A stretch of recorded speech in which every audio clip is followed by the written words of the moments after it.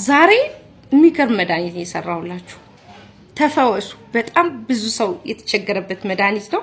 ግን ምን እንደሚገርመኝ ልንገራችሁ። 22ኛው ክፍለ ዘመን ነው ያለነው።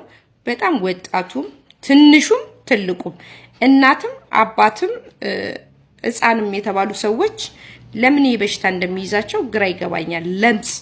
ለምጽ የሆነ ቫይታሚን የሆነ ጎደለ ነገር ሲኖርብን ይመስለኛልና ግን አብዛኛውን እንደዚህ አይነት ሰዎች ነው የማየውና ልጆች አብረን እንኖርናቸው ልጆች ሊሆኑ ይችላሉ፣ ቤተሰባችን ሊሆን ይችላል፣ ያካላችን ክፋይ ሊሆን ይችላልና እንዴት ነው ለምጽ የሚይዛቸው? በጣም ነው ግራ የሚገባኝ። ድሮ እንኳን የሚባለው ለምጽ ይተላለፋል ከዘር ነው ምናምንም ይባላልና መጥምቁ ዮሐንስ በጣም ለምጽ እንደሚያደናቃለሁኝ። በተለይ ጭቃ እምነቱ ይሄ የጭቃው እምነት በጣም ስሙዝ ነው እና ደስ ይላል። ከብዙ ብዙ ሰዎች ሲዱንበት ያለሁኝ እግዚአብሔር ይመስገን። መጥምቁ ዮሐንስ ጸበሉም እምነቱም መሐሪ ነውና ይገርማል።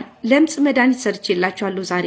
የእውነት ተጠቀሙበት። የእውነት አዘጋጁና ራሳችሁ በእቃ በትሪትመንት እቃ አዘጋጁና ይሄንን ተጠቀሙ። ቤታችሁ ታዘጋጃላችሁ እንደ ትሪትመንት እንደ ሆነ ይሄ አዘጋጅተን የምናስቀምጣቸው የፊት ስክራፖች አሉ አይደል? የፀጉርን ስክራፖች እንደምናስቀምጣቸው ራሳችሁ መጣጥናችሁ አዘጋጅታችሁ አስቀምጡ።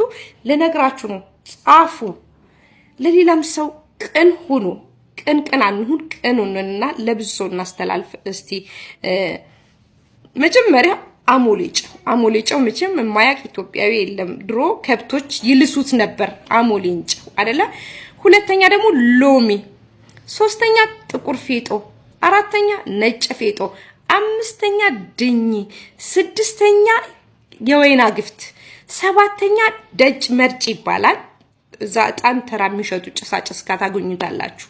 ስምንተኛ ዳማከሲ፣ ዘጠነኛ የተወቀጠ ቡና፣ አስረኛ ደግሞ ለጋ ቂቤ፣ 11ኛ ማር፣ 12ኛ የበግራት፣ 13ኛ ነጭ ሽንኩርት።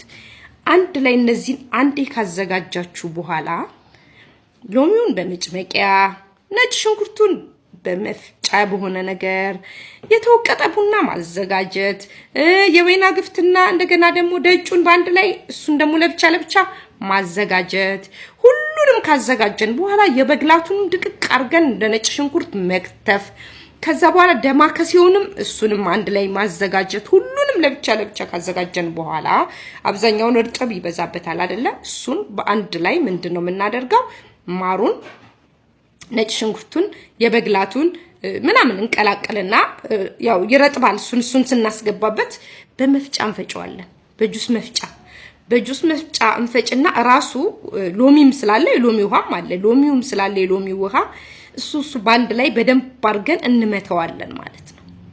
በደንብ ይሄንን 13 አይነት በመፍጫ በደንብ አድርገን ከመታን በኋላ እንትን እናዘጋጃለን። ይሄ ትሪትመንት ማስቀመጫዎች ይኖሩናል አይደለ? ድሮ የምንጠቀምበት በሱ አጽድተን ጠብ አድርገን በወይራ እሷን እጥን እናረጋትና ያቺ ትሪትመንት ማስቀመጫዋን ሽታውም እንዳይቀይር ቆንጆ ነገር እንዲሆን በወይራ አልኩኝ በቀበርቾ እጥን እናደርጋትና ፕላስቲክም ልትሆን ትችላለች እንዳትቃጠልብን ራቅ አድርገን ጥር እናረጋትና ጠርሙስም ነገር ልትሆን ትችላለች። በሱ አጥነን ያንን የፈጨነውን አንድ ላይ በጣም ክሬም ነው የሚመስለው። በጣም ነው የሚያምረው። በጣም ሽታው ግራ እስኪያጋባችሁ ድረስ ማለት ነው።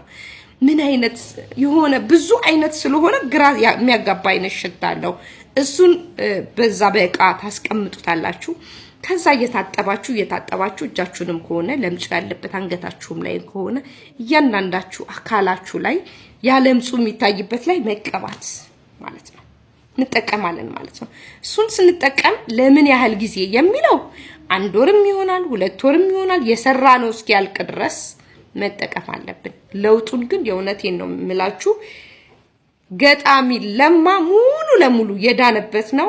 ጠይቁት ከፈለጋችሁና በደንብ እሱ ያስረዳችኋል እንዴት እንደምትድኑ እንዴት ሙሉ ሰውነቱን እንደዳነበት እሱ በደንብ ያስረዳችኋል። እናመሰግናችኋለን። ይሄንን ብትጠቀሙ ደግሞ ደስ ይለናል።